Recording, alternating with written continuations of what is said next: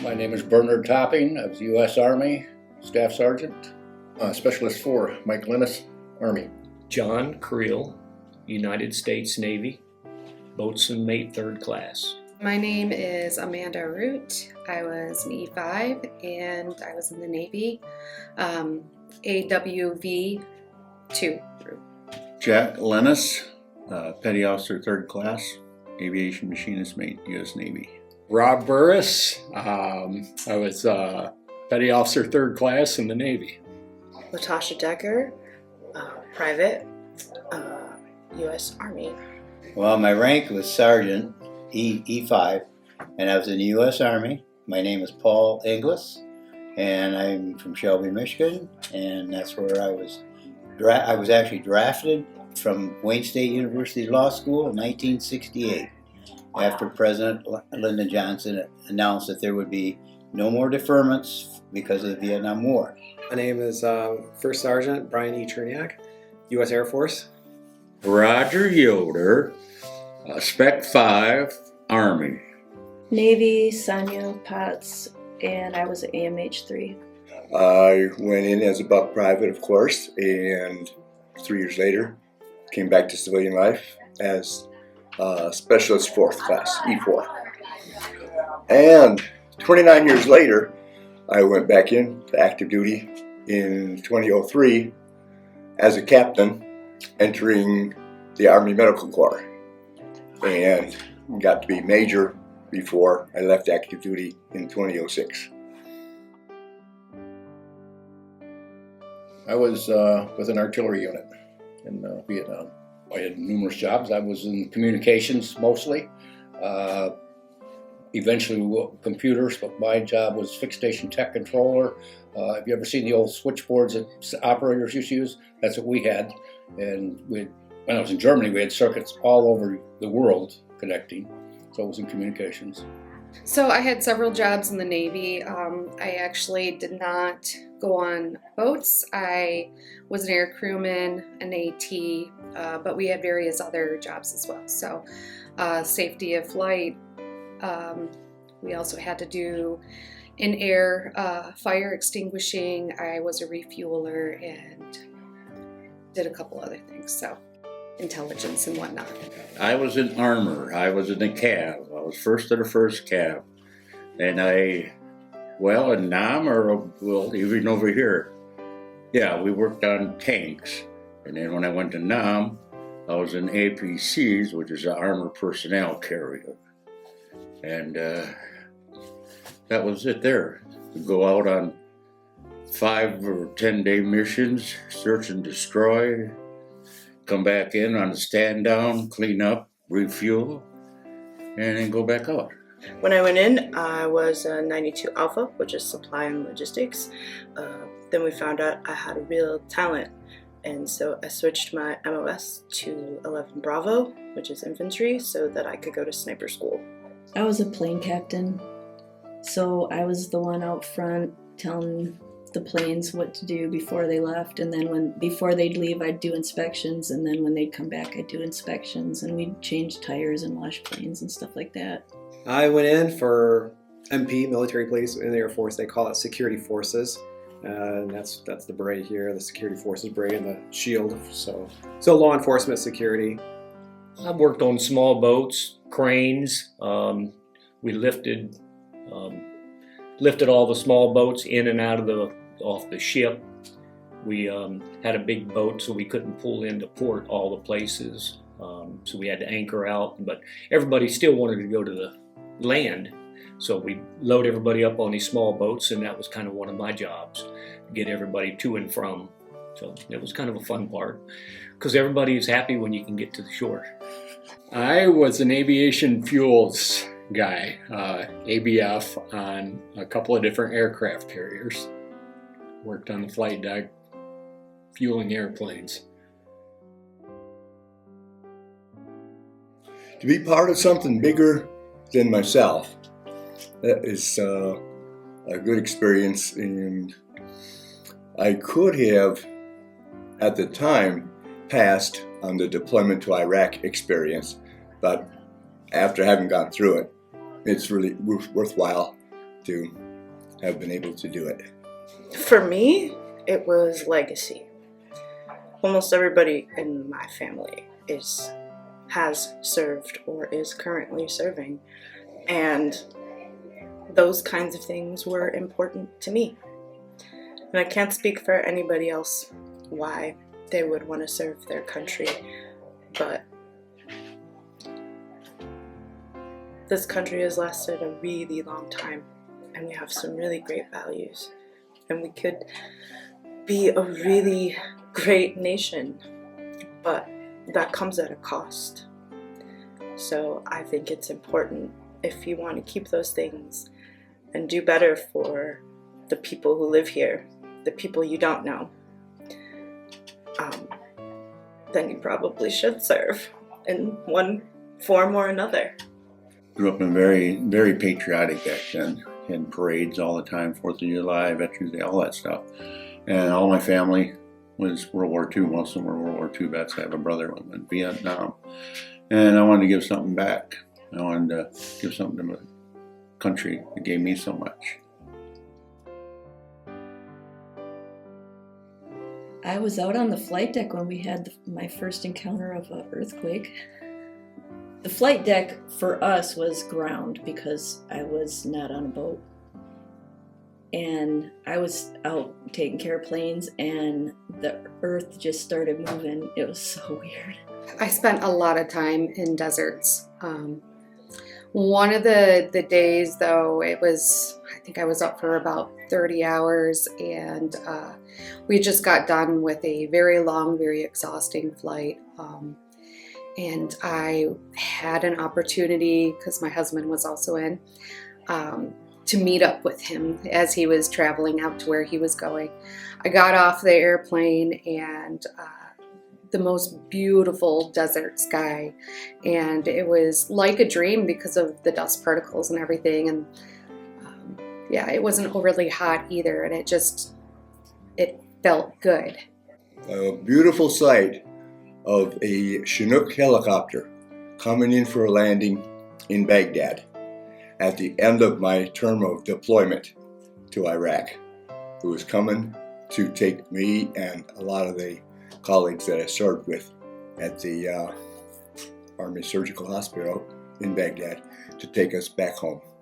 When I got out, it was a really hard day. Hadn't been in long, I didn't do much, and I remember my drill sergeants and my lieutenant, even my major, came to see me off, and they all told me that it's always the good ones who go home early. And I'm sorry that you didn't get to do more and you didn't get to stay longer. And I think that meant more to me than anything else. Yeah, that would have been at Vietnam with the ambush. That's all I got to say about that. I remember something that really stood out was the first time that we went to Pearl Harbor and coming into port there, and we all had to have our dress uniforms on and man the rails when you go by the Arizona and all that. That was something else.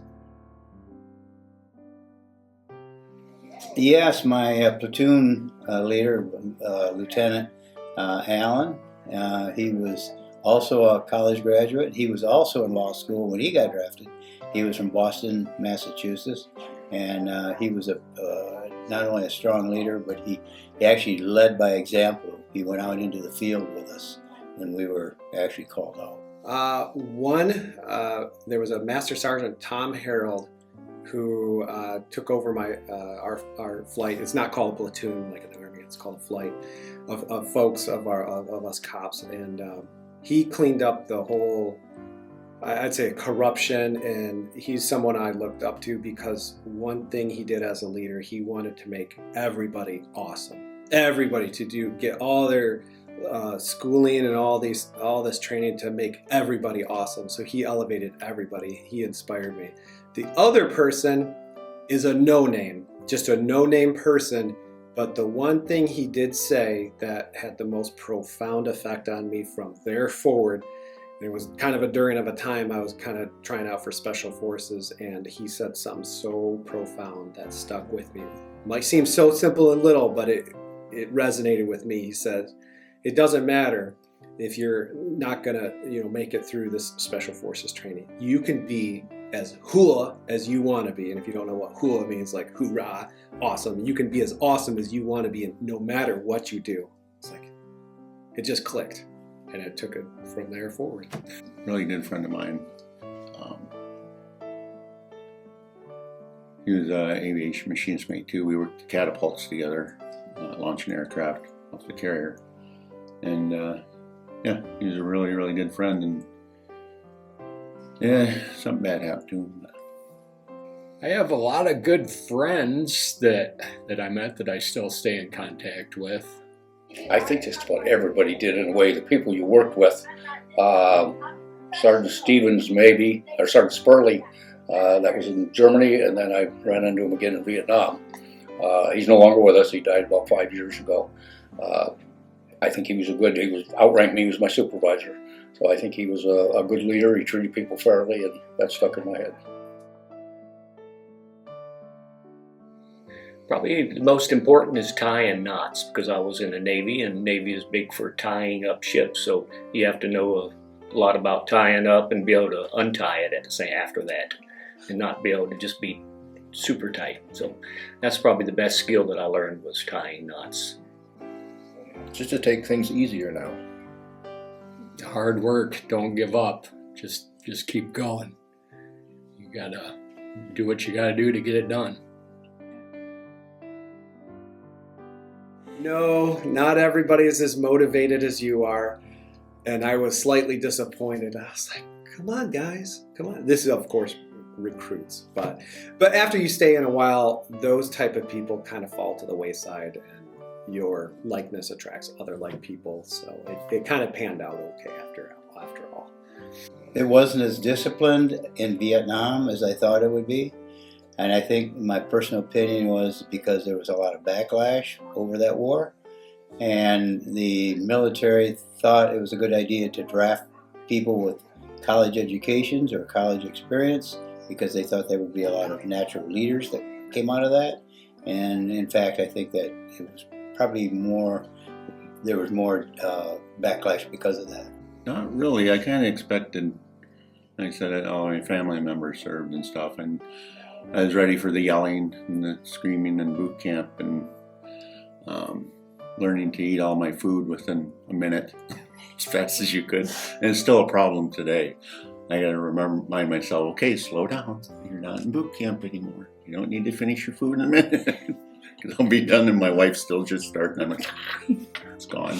How you are just completely detached from everything at home. Like you're gone. That's it. And yeah, you're kind of on your own. The veteran himself, because as we came home, I don't know if you read the article, but there was nothing here. There was no party. I had nobody to say welcome home or good job or thank you. I just kind of blended back in, and that's what most veterans do. Of course, since that time, they've changed a lot, because to acknowledge the veteran and to help them along. So, and now there's so many more different programs for veterans. I just saw one today that they had a flight on.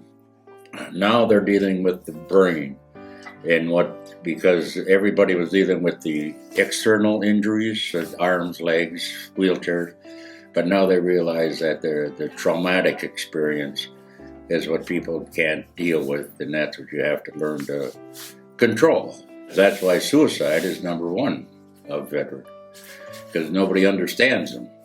So I believe everyone should go for at least 2 years when they get out of school. I think people don't realize how important it is. I just think they think it's a job. It wasn't really an adventure, but it was cool. Don't believe all the stories you hear. Don't believe what you see on the movies. because it's not like that at all. Not even close. Well, I think everybody's got a good understanding of it. You know, they know it's a sacrifice and that you know, willing to sacrifice your life for the duty of the service. So, Being at sea, working on the flight deck of an aircraft carrier, I loved it. All my friends. First Sergeant School was absolutely helpful because I had two careers at the same time. I had I was in the National Guard, so I was part-time. My full-time job was at the Michigan Youth Challenge Academy down in Battle Creek. That was my normal Monday through Friday. That First Sergeant School helped those skills in that department as well. So that's whole psychology thing. I was a part of something that not everybody's a part of, I guess. Just my service in general, I think. Yeah, that's something that means a lot to me. I made it home. Being able to serve my country. so I'm proud to be during the Operation Desert Storm. So, yeah, that's what I'm proud about. All of it. I had 3 years active. I enlisted. Another 3 years inactive service. And proud of all of it. I wear my hat not to be thanked, so other veterans will know I'm a brother. That's why I wear it. It's a badge of honor. My hat is. Women can serve, and they can serve well. If you are interested in the military, make it your mission to do just as well, if not better, than men at the physical portion of it. I always made it my point to outdo them in athletics. So, but don't forget, if you can't be the master at physicality, you can master your craft as well. You could be the best in intelligence, you can be the best air crewman, you could be always punctual, good leader, good organizer. We have a lot to contribute. I want people to remember that it was a very difficult war to understand. The purpose for that war is still being questioned today, and the outcome of that war is still being argued about today. In 1969, I spent Thanksgiving in a hospital, and that sticks with me pretty good. But it's just the respect of a veteran. And like I say, the way they spoke of veterans today, but you'd almost like to see that every day. You know what I mean? It's not just one day that, you know. Going in the service is it's good. It's good. You get training, any training you want. They'll teach you. They'll put you to school, anything you want to do. So when you get out, you got a heads up on life. So it's good to go in young, get out young. You got a head start on everything. If you want to retire in there, they got a great retirement. Most of the people who join the military are kids. They're 17 to 20 years old. Most of them have never left their tiny little towns. They've never seen the world. They've never seen how ugly it can be. And then they go off and they do this. And they make friends. Some of them meet their wives or husbands or whatever. They learn to live life in a very structured way.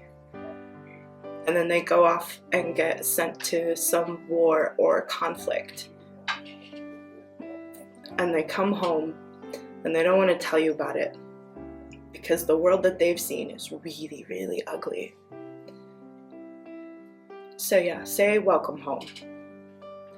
And remember that they're going through things you can't possibly understand. They need some grace and probably lots of hugs. Just keep doing what you're doing for the veterans every Veteran Day here. You guys already do something so great. You already do an incredible job. You bring out the flags, you play the songs, you read a few things, and that's good. Something that we've heard often, I think, is that when we realize that our politicians have gotten us into a mess that it's really not making any sense, happened in Vietnam, happened again in Afghanistan and Iraq, that when our service people come back home, you can hate the war but love the warrior, and it really makes a difference to be welcomed back home. Saying thank you for your service, most veterans, some of the ones I was talking about, we feel kind of weird when you say that. The welcome home means a big deal, because coming home from Vietnam, we weren't treated very well. They didn't care much for us then. So I think that welcome home really strikes home. I think that's it. Remember to treat veterans with respect. You know, some of us are getting older, you kids are younger, but you're the future. And if you can learn from us, then we're happy.